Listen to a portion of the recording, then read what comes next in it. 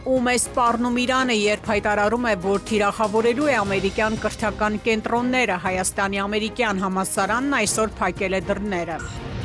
Ինչու մինչև օրս չի հստակեցվում, թե ինչ փուլում է հայ-թուրքական սահմանի ճակատագիրը, Ռուբինյան քլճ զրույցը։ Երբ երեխաները դառնում են քարոզչության մաս, անմեղ զրույց, թե շահարկում, ծնողների դերակատարությունը։ Տնտեսության վերջին տվյալները ցույց են տալիս որոշակի ակտիվություն, տնտեսագետների մեծամասնությունը համաձայն չէ, այն իրական ցուցիչ չէ։ Ինչ ճակատագիր է սպասվում 3 ձերբակալվածներին, քրեական վարույթ, եկեղեցու երեկվա միջադեպի հետքերով։ Եվրասիա կազմակերպությունը 140 տոննա մարդասիրական բեռ է փոխանցել կարիքավոր արցախցիներին։ Երևանյան Բոմոնդը մեկ հարկի տակ, Խազեր 2026 մրցանակաբաշխությունը երկրորդ անգամ էր բեմում։ Բարի երեկո, դուք դիտում եք ժամի գլխավոր թողարկումը։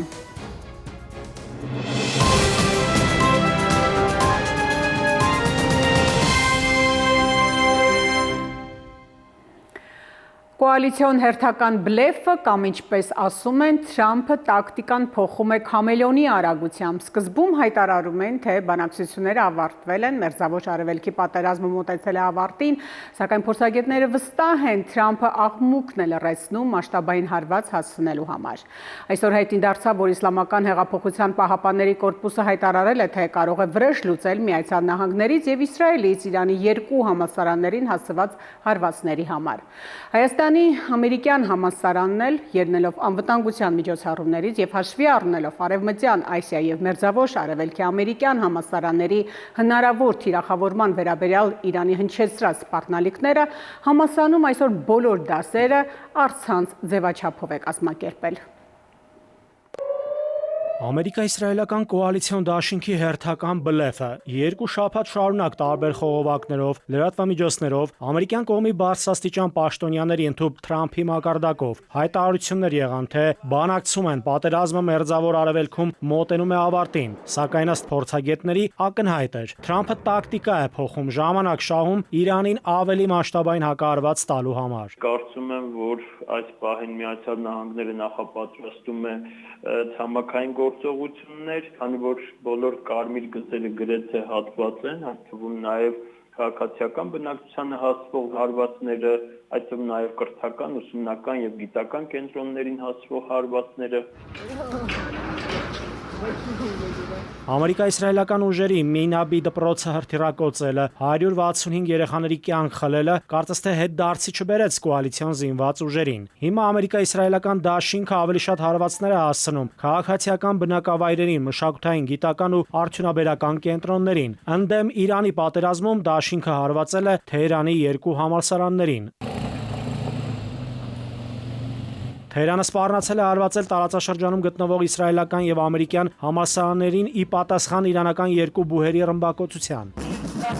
Իսլամական հեղափոխության պահապանների կորպուսը ԱՄՆ-ին ժամանակ է տվել իրականացված հարձակումները դատապարտելու համար։ Կորպուսը հայտնել է, եթե ԱՄՆ վարչակազմը ցանկանում է զերծ պահել տարածաշրջանում գտնվող իր համալսարանները պատասխան հարվածներից, ապա պետք է մինչև մարտի 30-ը Թեհրանի ժամանակով կեսօր դատապարտի բուհերի ռմբակոծությունները։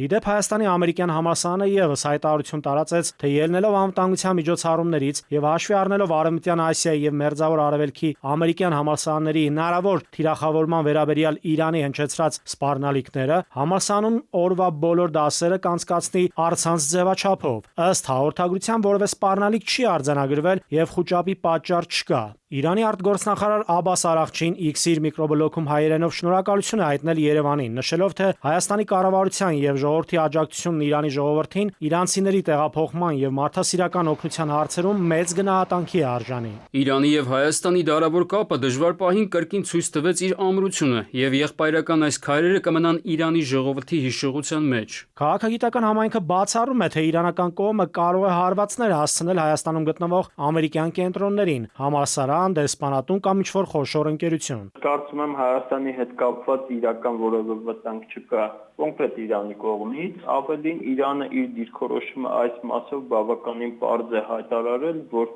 այն երկրները, որոնք հարթակ չեն դառնա Իրանին հասցվող հարվածներին, այդ երկրները շարունակում են Իրանի համար մնալ բարեկամ երկրներ։ Իդեպ Իրանի արտաքին գործերի նախարարության պաշտոնական ներկայացուցիչ Էսմայիլ Բաղային հայտնել է, թե հակամարտության կարգավորման վերաբերյալ ԱՄՆ առաջարկներն իրատեսական չեն։ Երբ Միացյալ Նահանգներից բանակցությունների առաջարկ է ստացվում, բոլորս զգուշանում են։ Մենք լավ գիտենք, թե որ շրջանակներն են մեզ համար ընդունելի։ Տարբեր անվանումների ներքո փոխանցված նյութերը, օրինակ 15 կետերը կամ ավելի քիչ կամ ավելի շատ, եղել են անիրատեսական, անտրամաբանական եւ պարունակել են չափազանցված պահանջներ։ Թեհրանը չի հավատում, որ Վաշինգտոնը պատրաստվում է բանակցություններ վարել, քանի որ ԱՄՆ-ն արդեն 2 անգամ հարձակվել է Իրանի վրա բանակցային գործընթացի թեժ պահին՝ 2025 թվականի հունիսին եւ 2026 թվականի փետրվարին։ Նաիրի Մուրադյան, ժամը լրատվական։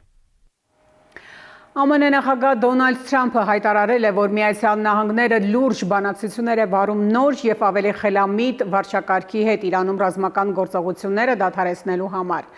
Մեծ առաջընթաց է գրանցվել, բայց եթե որևէ պատճառով շուտով համաձայնության չհասնենք եւ եթե Հորմուզի նեղուց անմիջապես բաց չլինի բիզնեսի համար, մենք կավարտենք մեր ներկայությունը Իրանում ամբողջությամբ ոչնչացնելով նրանց բոլոր էլեկտրակայանները, նավթահորերը եւ Խարկ կղզին։ Truth ցանցի իր էջում գրել է Թրամփը։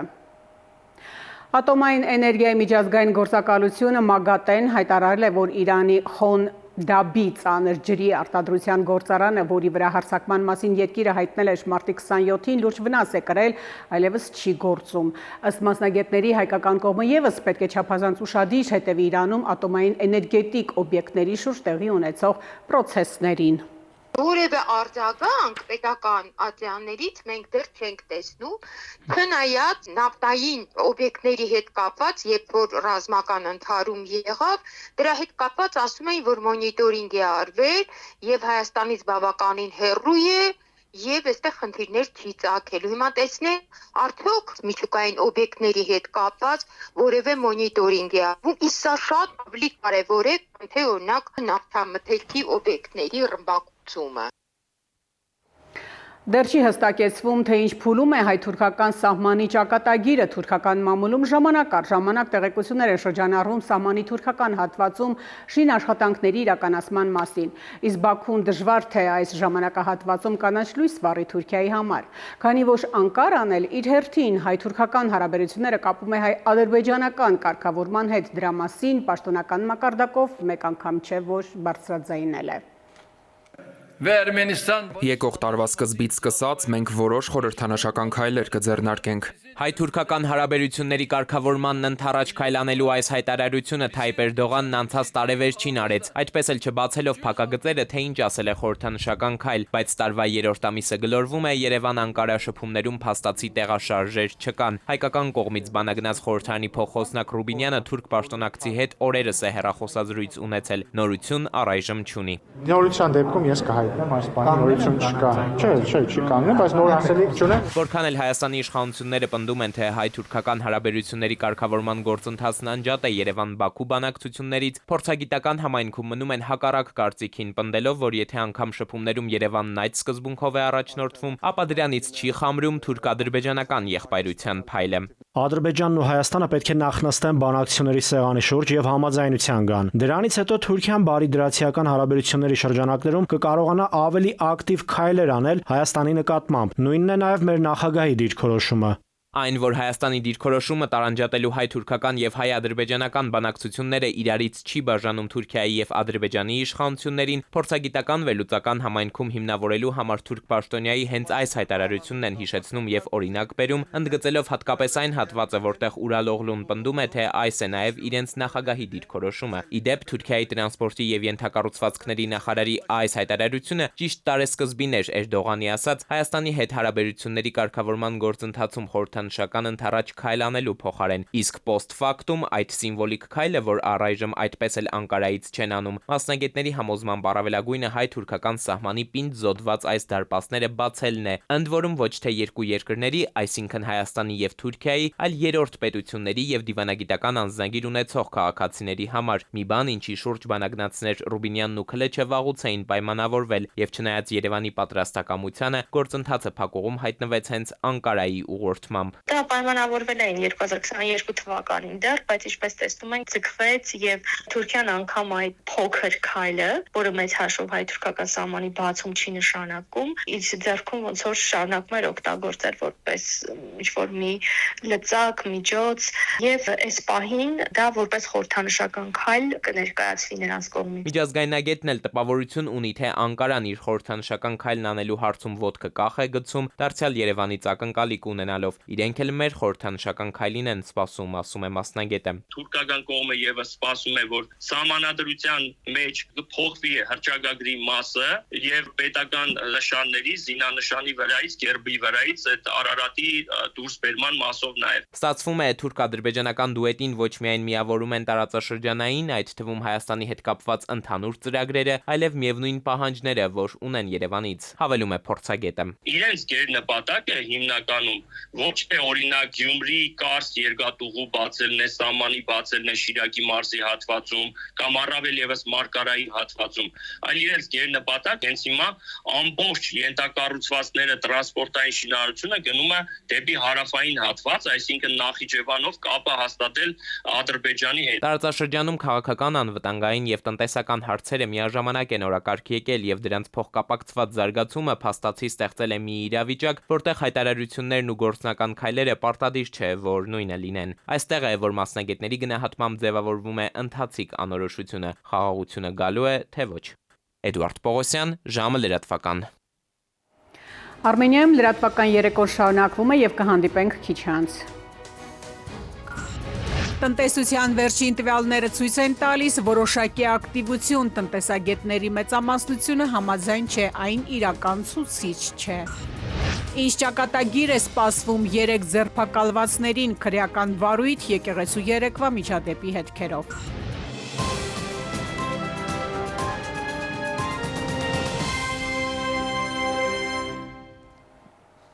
Շարունակում ենք թողարկումը։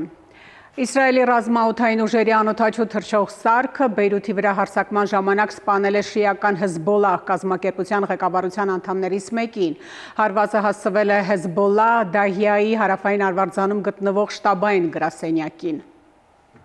Եվրահանձնաժողովը ընդունել է Ուկրաինայի զենք մատակարարելու եւ ռազմաարդյունաբերական համալիրի զարգացման համար 1.5 միլիարդ եվրոյի չափով ռազմական ներդրումների ծրագիրը։ Այս գումարից 700 միլիոն եվրոն կհատկացվի Ուկրաինային աջակցելու անօդաչուների, հրթիռների դեմ պայքարի, համակարգերի եւ զինամթերքի գնման, իսկ 260 միլիոն եվրոն կուղղվի Ուկրաինայի ռազմական արդյունաբերության զարգացմանը եւ արդիականացմանը։ Մերձավոր Արևելքում ընթացող պատերազմը կարող է դադարեցնել ԵԱՏՄ նախագծերի իրականացումը, սակայն տապալման չի հանգեցնի։ Այս տեսակետն է հայտնել Բելարուսի ռազմավարական հետազոտությունների ինստիտուտի վերլուծաբան Օլգա Լազորկինան։ Փորձագետի խոսքով հակամարտության ելքը կկանխորոշի առաջիկա տարիների աշխարհաքաղաքական զարգացումներն ու համաշխարհային օրակարգը։ Հայաստանի տնտեսական աճի ցուցանիշը աշխարհի լավագույն ցուցանիշներից մեկն է լինելու, ասում է էկոնոմիկայի նախարարը, իսկ Հայաստանից բարձր տնտեսական աճ ունեցող երկրների թիվը շատ մեծ չէ։ Լավ է մեկնարկել նաև 2026 թվականը, բայց տնտեսագետներն իրենց կարծիքն ունեն, զանգվածային արդյունաբերական ակտիվություն չկա, ուղղակի ցուցանիշի բարձրացմանը նպաստել է Հայաստանի ռուսական ոսկուց պատրաստվող արտադրանքների արտահանումը, որի արժեքը նախորդ տարվա համեմատ թանկացել է։ Սա ըստ մասնագետների ավելի շատ աճ կապոցի է, քան իրական աճ։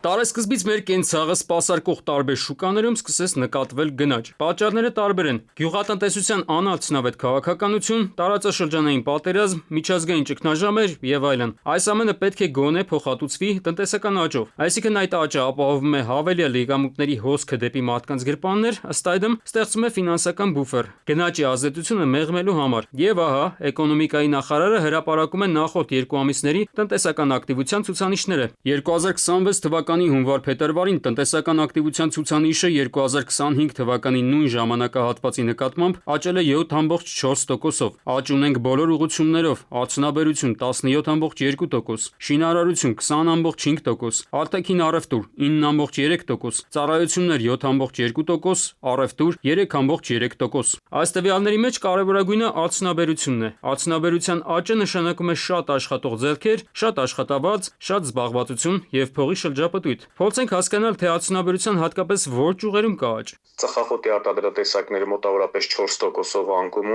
ունենք անկում կաշվի արտադրատեսակների արտադրության մեջ մոտավորապես 6%-ով, թղթի եւ թղթի արտադրատեսակների արտադրության մեջ մոտավորապես 16%-ով, ռետինա եւ պլաստմասի արտադրատեսակների մեջ մոտավորապես 14%-ով եւ այդպես շարունակ, այսինքն մենք ունենք հիմնական ներուժից բխող արդյունաբերության մեջ բավականին նվազում։ Իսկ այդ դեպքում ինչպես է արդյունաբերության ոլորտում տնտեսական ակտիվության ցուցանիշը 17% աճ գրանցել նախորդ 2 ամիսներին։ Ենթադրվում է, որ այստեղ պարզապես իր խոսքն է ասել Հայաստանի համար մեկ արտահանվող ապրանքը՝ պղնձի եւ մոլիբդենի հանքաքարը։ Հիշեք նախորդ տարի գործադուլով պայմանավորված հանքարդյունաբերության Սյունիքում հանքարդյունաբերությունը կանգ էր առել եւ որևէ տեսակ արդյունահանում տեղի չէր ունենում։ Բնական է, որ հաջորդ տարի, այսինքն 2026 թվականի արդյունահանումը սովորական պայմաններով կատարելու դեպքում պետք է աճ արձանագրեր։ Այսինքն սա ոչ թե աճ է, այլ ուղղակի նախորդ տարի այլ հանգամանքներով պայմանավորված ունեցել ենք արդյունահանման դանդաղում։ Շինարարությունը 20.5% աճով ամենաբարձրն է եղել նախորդ 2 ամիսներին։ Սա հիմնականում պետության կողմից ֆինանսավորվող ճանապարհաշինության եւ դպրոցաշինության, ինչպես նաեւ եկամտահարկի վերադարձի օրենքի կիրառման արդյունքում Երևանը մեծ տարածքներում բնակարանների շինության արդյունքն է։ Աճել է նաև արտաքին առևտուրը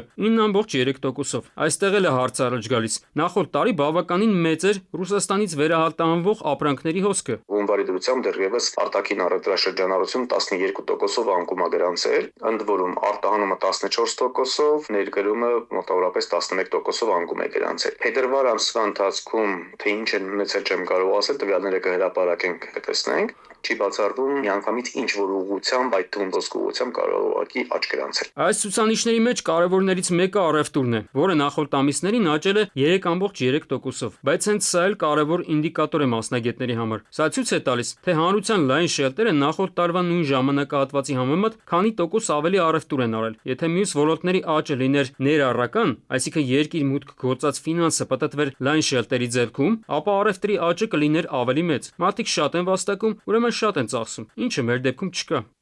Արմեն Աթելյան, ժամը լրատվական։ Ռուսաստանը Հայաստանի երկաթուղու կառավարման կոնցեսիան Ղազախստանին հանձնելու շուրջ բանակցություններ չի վարում, հայտարարել է Դաշնության տրանսպորտի նախարար Անդրեյ Նիկիտինը։ ՌԻԱ Նովոստին տված հարցազրույցում Նիկիտին ասել է, որ իրենք չեն ծրագրում որևէ մեկին կոնցեսիա տալ եւ ոչ Հայաստանը այդ հարցերը պաշտոնական մակարդակով չի քննարկել իրենց հետ։ Նախարարը նաեւ նշել է, որ Ռուսաստանը Ղազախստանի հետ չի բանակցել այդ թեմայով։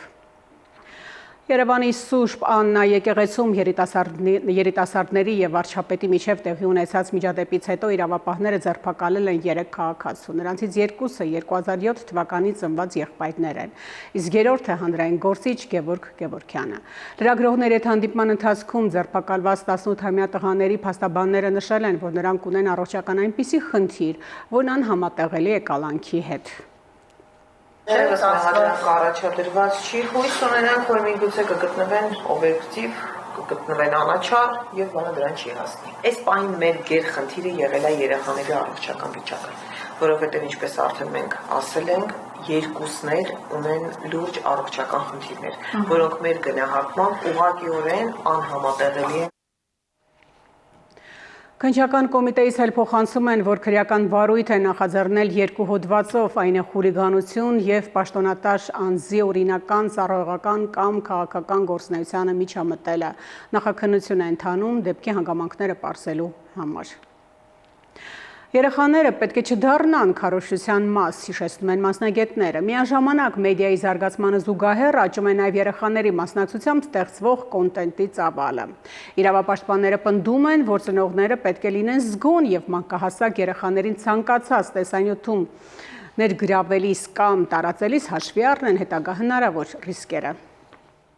Երեխաների մասնակցությունը նախաքարոզարշավային հանդիպումներին դարձել է ակտիվ հանրային քննարկման թեմա։ Սոցիալական ցանցերում տարածվող տեսանյութերում երևում է, որ նման միջոցառումներին երբեմն մասնակցում են նաև անչափահասներ տարբեր ակտիվությամբ։ Այսպիսի դեպքերի վերաբերյալ Մարդու իրավունքների պաշտպանի տեսակետն է, որ պետք է հաշվի առնել երեխաների որոշակի առանձնահատկությունները։ Միաժամանակ օմբուդսմենը նկատում է, որ նրանք ևս ունեն իրավունք ցուցաբերելու քաղաքացիական ակտիվություն։ Եթե ծնողները բողոքեն անձնական տվյալների պաշտպանության իրավունքի կամ համանման այլ հարցերի հետ կապված, բնականաբար այդ դեպքում կանդրադառնանք։ Մեդիայի զարգացմանը զուգահեռ աճում է նաև երեխաների մասնակցությամբ ստեղծվող կոնտենտի ծավալը, նկատում են մասնագետները։ Ասում են, տեսանյութերը, լուսանկարները ու մյուս հրապարակումները ոչ միայն լայն տարածում են գտնում, այլև հաճախ դառնում են եկամտի աղբյուր՝ գովազդների, համագործակցությունների եւ մոնետիզացիայի տարբեր գործիքների միջոցով։ Մասնագետների կարծիքով որոշ ծնողներ դրանք համարում են ժամանակակից կյանքի մաս, մինչդեռ մյուսների գնահատմամբ երեխաները դառնում են բլոգերներ կամ սոցցանցերում ակտիվ օգտատերեր։ Բնականաբար սա երևան նրան, որ նույնիսկ ինչ որ ծնողներ սկսում են շահագործել իրենց երեխաների կերպարները։ Իհարկե դեպքից դեպք շատ տարբերվում է, այս չեմ ուզում շատ ընդհանրացված սա ներկայացնել, բայց բավականին հաճախ է նման շահագործումը դիտվում։ Մասնագետները զգուշացնում են, նման մոտեցումների դեպքում երեխաների անձնական տվյալները դառնում են հանրային, որը կարող է առաջացնել տարբեր ռիսկեր։ Նրանք չեն բացառում նաև այն, որ երեխաները հետագայում մեծահասակ դառնալով կարող են իրենց մասնակցությունը գնահատել որպես շահագործում։ Բացի այդ, նրանց պատկերների տարածումը կարող է օգտագործվել ոչ պատշաճ նպատակներով, ինչպես զեղծարարների, այնպես էլ վտանգավոր եւ հոգեկան խանգարումներ ունեցող անձանց կողմից։ Փոքր երեխան դառնալով հանրային անձ նաև ենթարկվում է հոգեբանական ճնշման, որովհետև երեխան պատրաստ չէ լինել ուշադրության կիզակետում, դա կարող է նույնպես ունենալ երեխայի համար հետևանքներ, սա թվային հետևանք չէ, ավելի շատ այսպես սոցիալական, հոգեբանական։ Իրավապաշտպանները եւս արձանագրում են, որ երեխաների մասնակցությամբ ոչ բարենպաստ բովանդակության տարածումը կարող է ունենալ երկարաժամկետ հետևանքներ, անդրադառնալով ինչպես նրանց հոգեբանական զարգացման, այնպես էլ սոցիալական միջավայրում ինտեգրման վրա։ Նրանք պնդում են, որ ծնողները պետք է լինեն զգոն եւ մանկահասակ երեխաներին ցանկացած տեսանյութում ներգրավելիս կամ տարածելիս հաշվի առնեն հնարավոր ռիսկերը։ Քանի որ օրենսդրական կարգավորումներ չկան, յուրաքանչյուր ծնող իր երեխայի նկատմամբ ինքը պետք է հասկանա եւ գրի տվյալ պատասխանատվությունը։ Իրազեկման գործընթացը պետք է սկսել ծնողներից, բացատրել դրա ֆիզիկական եւ հոգեբանական բացասական հետևանքները։ Մասնագետները դրական են գնահատում միջազգային փորձը, ըստ որի անչափահասներին արգելվում է մինչև որոշակի տարիքի հասնելը մուտք գործել սոցցանցեր։ Նրանք պնդում են, որ ծնողները երեխաներին պետք է հեռու պահեն սոցհարթակներում ակտիվություն ցուցաբերելուց, քանի որ դա կարող է հասնել մի կետի, որտեղ այն պարզապես կդառնա անվերահսկելի։ Իսկ յուրաքանչյուր այդպիսի դեպք պահանջում է հավասարակշռված մոտեցում, որտեղ առաջնայինը պետք է լինի երեխայի լավագույն շահը։ Դավիթ Թադևոսյան, ժամը լրատվական։ Ժամը լրատվականը շարունակվում է եւ կհանդիպենք քիչ անց։ Եվրասիա կազմակերպությունը 140 տոննա մարդասիրական բեռ է փոխանցել կարիքավոր արցախցիներին։ Երևանյան Բոմոնդը մեկ հարկի տակ խազեր 2026 մրցանակաբաշխությունը երկրորդ անգամ էր բեմում։ Մեթեոաշխարհ ջերմաստիճանը կբարձրանա, ավելին հաջորդ հիվ։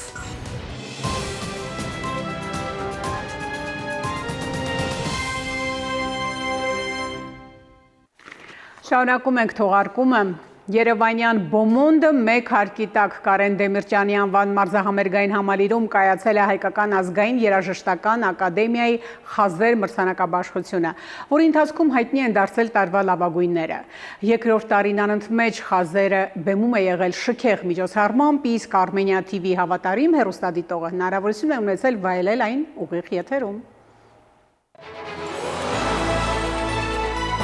Երևանում երաժշտական տոներ Կարեն Դեմիրճյանի անվան մարզահամերգային համալիրը նախորդին վերածվել էր հայկական երաժշտարվեստի իսկական կենտրոնին։ Հայկական ազգային երաժշտական ակադեմիայի նախաձեռնությամբ նախ պաշտոնապես Կարմիր գորգի արարողություններ, հետո արդեն բեմում խազեր մրցանակաբաշխություններ։ Խազերի նպատակն է գնահատել եւ խրախուսել տարվա ընթացքում աչքի ընկած ստեղծագործողներին։ Այս տարվա խազերը տարբեր նրանով, որ ինքը արդեն երկրորդն է եւ համարվում է կայացած։ Կարծում եմ, որ խազերը այս տարի ավելի շատ խոսվեց խազերի մասին, որը որ միայն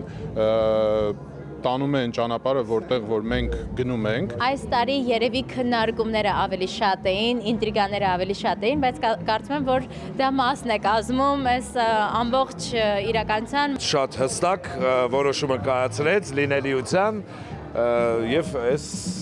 տոնից անպակաս դարձնելու բոլորիս։ Խազերը կարծում եմ, որ բոլոր աստղերը, բոլոր արտիստները, ովքեր որ իսկապես աշխատում են այնպես, որպեսզի իրենց նկատեն, այնպես, որպեսզի ցույց տան իրենց մաքսիմալ հնարավորությունները։ Շատ վաղուց պակասում էր մրցանակաբաշխության այս սիրունագույն ֆորմատը։ Այս տարի մրցանակները հանձնվեցին 18 անվանակարգերում 54 նոմինանտներով, ընդգրկելով գրեթե բոլոր ժանրերը՝ դասականից մինչև ժամանակակից հիփ-հոփ։ Երեկոյի ամենասպասված պահերից էր տարվա հայտնությունը։ Այս անվանակարգում հաղթող ճանաչվեց Սիմոնը։ Նա ի դեպ նաև պաշտոնապես հայտարարվեց որպես Հայաստանի ներկայացուցիչ Եվրատեսիլ 2026 երգի միջազգային մրցույթում։ Ուզում եմ այսպես կրանից անկող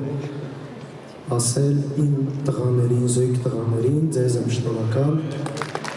որ ինձ միշտ ուժ եք տալիս։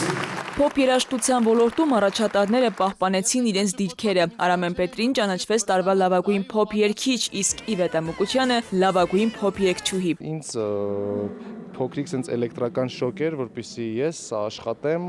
շարունակեմ ստեղծագործել։ Մրցանակակիրների ցանկում ընդգրկված էին նաև տարվա լավագույն երգերը «Ճանապարհեցիր ինձ տուն» Սոնա Ռուբենյանի կատարմամբ, լավագույն ալբոմը «Love Reserve» Բրյունետից եւ լավագույն տեսահոլովակը «Վարդավառը» գալիս է Սոնա Ռուբենյանից։ Անսպասելի էր, բայց պարտավորեցնող է,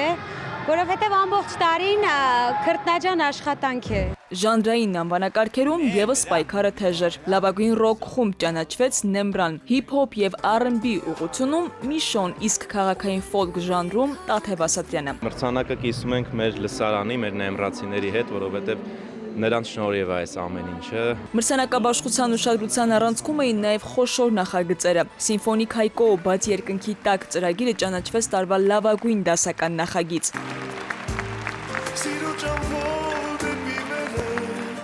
Հայկոն հենց կկիսեր այս մրցանակը իր բոլոր երկրպագուների հետ։ Խազը 2026-ը եւս մեկ անգամ հաստատեց հայկական երաժշտությունը զարգանում է, միավորում սերունդներին եւ վստահ քայլերով ներկայանում միջազգային հարթակներում։ Քնարիկ Պետրոսյան, Գրիգոր Հովսեփյան, ժամը լրատվական։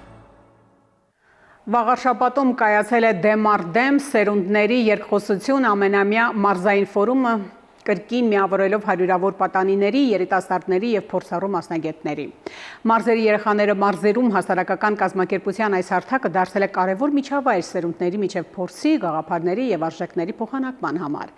Իդեպ Յուքոմը միջոցառման գլխավոր գործընկերն է։ Մարզերի երեխաները մարզերում հասարակական կազմակերպությունը վաղարշաբաթում կազմակերպել էր դեմ առ դեմ սերունդների երկխոսություն ամենամյա մարզային ֆորումը։ Յուքոմը միջոցառման գլխավոր գործընկերն էր։ Վաղարշաբաթի Կոմիտասի անվան մշակույթի պալատում մասնակցում էին ավելի քան 800 պատանիներ եւ երիտասարդներ Հայաստանի բոլոր մարզերից եւ Ջավախքից, ինչպես նաեւ ավագ սերնդի փորձառու մասնագետներ, հաջողակ գործարարներ եւ մտավորականներ։ Ֆորումն անցկացվում է շրջված ֆորմատով, որտեղ ավագներն են լսում երիտասարդներին։ 8 պատանի խոսնակներ կիսվեցին իրենց յուրահատուկ փորձառություններով եւ ոգեշնչող պատմություններով։ Լինել թե չլինել արհեստական բանականության ընկեր, ուղեղը որպես ազգային ռեսուրս, հայ ռոբոտն օվկիանոսից այն կողմ եւ այլ թեմաներով։ Ելույթներին նրանք պատրաստվել էին մեկ ամիս պրոֆեսիոնալ մենթորների հետ, որոնց թվում էր նաեւ Յուքոմ ակադեմիայի ղեկավարը։ Յուքոմում մենք կարևորում ենք երիտասարդների ներուժի բացահայտումը եւ Երևանում եւ հատկապես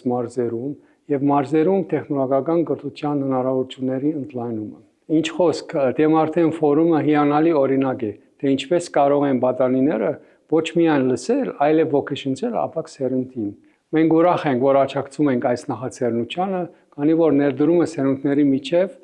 կառուցողական երկխոսության մեջ ամենակարևոր ներդրումներից մեկն է մեր երկրի ապագայի զարգացման։ Ֆորումի տարածքում գործող Յուքոմի տաղավարում երիտասարդները խաղացին թեմատիկ ինտելեկտուալ խաղեր, լուսանկարվեցին AI ֆոտոխցիկով եւ ծանոթացան ընկերության գործունեությանը եւ կորպորատիվ սոցիալական պատասխանատվության ծրագրերին։ Յուքոմի հետ այս ձևաչափում համագործակցում ենք անցած տարվանից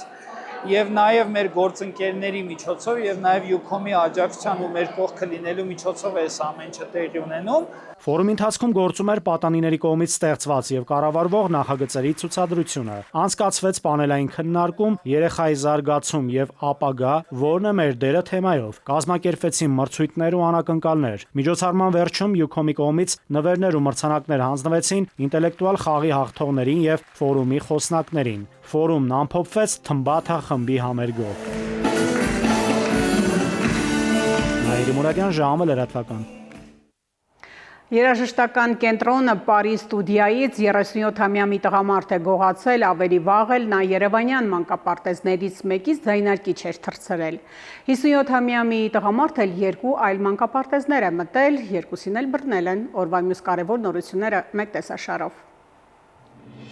Հայաստանը վերջին 3 տարում արտահանել է մոտ 88 միլիոն 131 հազար 400 լիտր ջուր։ Էկոնոմիկայի նախարարության տվյալներով Հայաստանն արտահանում է բնական կամ արհեստական հանքային գազավորված չքաղցրացրած խմելու ջրեր։ 2025 թվականին խմելու ջուր է արտահանվել 29 երկիր, այդ թվում Ռուսաստան, ԱՄՆ, Ղազախստան, Ղրղզստան, Բելարուս, Իրան։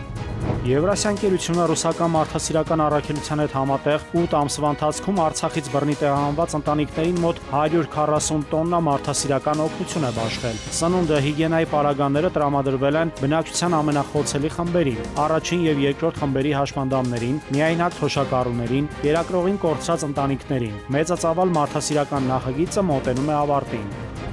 Նիկոլ Փաշինյանը կուսակիցների հետ Երևանի վարչական շրջաններից մեկում հանդիպման ժամանակ խոսելով օնլայն առևտրի հարթակների մասին հայտնել է, թե բանակցություններ են տարվում Թեմուի հետ համատեղ աշխատանքի շուրջ։ Խնդիր է դրվելու Հայաստանում առևտրի շրջանակներում նաև հայկական արտադրանքը իրենց հարթակներում ներկայացնել։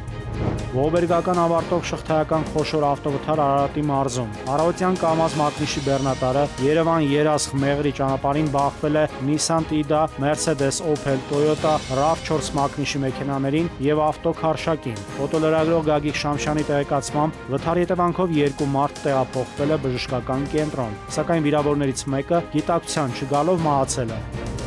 Վերջին մեկ շաբաթվա ընթացքում մայրաքաղաքում իրականացված ծառայության ընթացքում Երևանի պարեկները հայտնաբերել են ճանապարհային երթևեկության կանոնների 4997 խախտում, պահպանվող հատուկ տարածք տեղափոխելով 202 ավտոմեքենա։ Մասնավորապես հայտնաբերվել են ոչ ստապ, առանց վարորդական իրավունքի վկայականի վարորդներ, նաև հաշվառման համարանիշի հետ կապված 37 դեպք։ Նույն ժամանակահատվածում մարզերում պարեկները հայտնաբերել են ճանապարհային երթևեկության կանոնների 17652 խախտում, ոչ ստապ 232 վարորդ, առանց վարորդական իրավունքի վկայականի 441, կեղծ վարորդական վկայականով երթևեկող 5 անձ։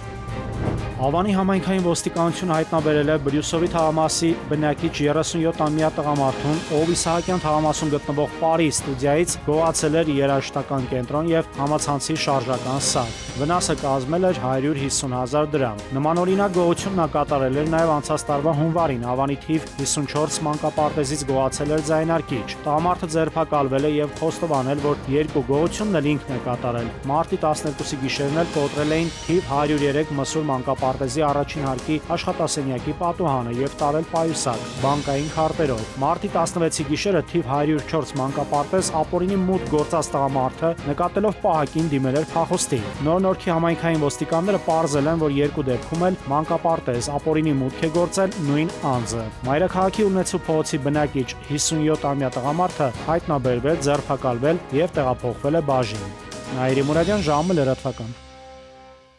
Իսկ թե ինչ եղանակ է սպասվում հանրապետությունում կպատմի Լիլի Հովերը։